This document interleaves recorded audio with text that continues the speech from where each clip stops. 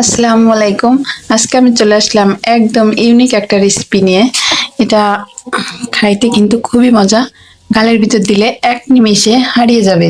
আমি প্রথমে এটার জন্য একটা হালুয়া তৈরি করে নেব। এখানে দিয়ে দিচ্ছি 1 চামচ ঘি, দিয়ে আমি একটু নারকেল দিয়ে দিলাম।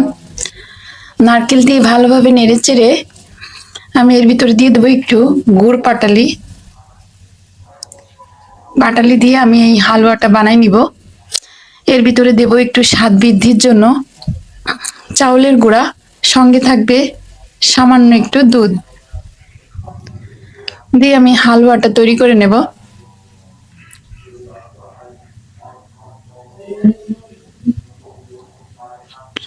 এটা বানানো কিন্তু একদম সহজ, ইচ্ছা থাকলে উপায় হয়। খেতে কিন্তু চমৎকার মিষ্টি। হালকা একটু লবণ দিয়ে দিছি, আর দিয়ে দিলাম একটু দুধ, দিয়ে আমি এটা পানি শুকানোর আগ পর্যন্ত ভালোভাবে নেড়ে চেড়ে একটা হালুয়া বানিয়ে নিব বা পুর বানিয়ে নিব। দেখেন আমার হালুয়াটা কিন্তু বানানো শেষ।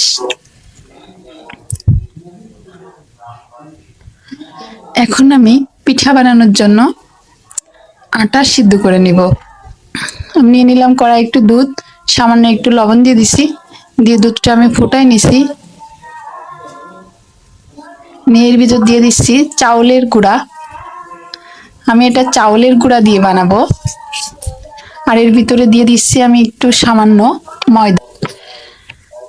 ময়দা দিয়ে আমি ভালোভাবে এটা নেড়ে চেড়ে 5 মিনিট আমি এটা কিন্তু সিদ্ধ করে নিব ঢেকে। তারপর আমি নেড়ে চেড়ে একটা আটার খামির তৈরি করে নেব। আপনারা বাসায় যেভাবে রুটি বানান ঠিক একইভাবে আটাটা এইভাবে সিদ্ধ করতে হবে। শুধু এর ভিতরে আমি দুধ দিয়েছি, দুধ দিলে অনেকটা টেস্ট হয়, তাই আপনারা চাইলে পানি দিয়েও করতে পারেন। করে আমি এবার একটা পিষানি দিয়ে ভালোভাবে পিষাই, যত গরম আছে। তারপর আমি হাত দিয়ে ভালো করে একটা খামির তৈরি করে নেব। দেখেন এটা কিন্তু অনেকটা সফট হয়। করে আমি একটা রুটি বেলে এই পিঠাটা বানিয়ে নেব। আমি একটা রুটি বেলে নিচ্ছি। আমার রুটি কিন্তু গোল হয় না, আমি যেরকম পারছি সেরকমই একটা রুটি বেলে নিচ্ছি, তবে রুটিটা কিন্তু একটু মোটা হতে হবে। আমি একটু চাকু দিয়ে কেটে নিলাম, নিয়ে আমি ভালোভাবে হালুয়াটা বসাই দিচ্ছি। পুরা রুটিতে ছড়াই দিতে হবে। এই হালুয়াটা খেতে কিন্তু চমৎকার লাগে।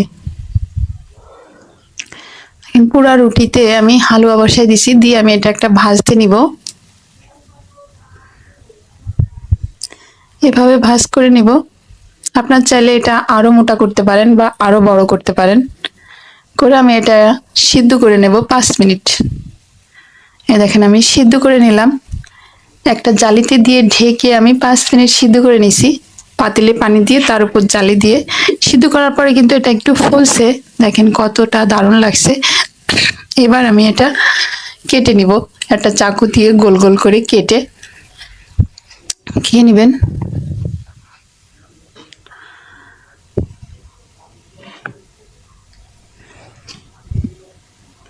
দেখেন আমি সবগুলো কেটে নিছি, কতটা মজা হয়েছে। এটা কিন্তু গালে দিলেই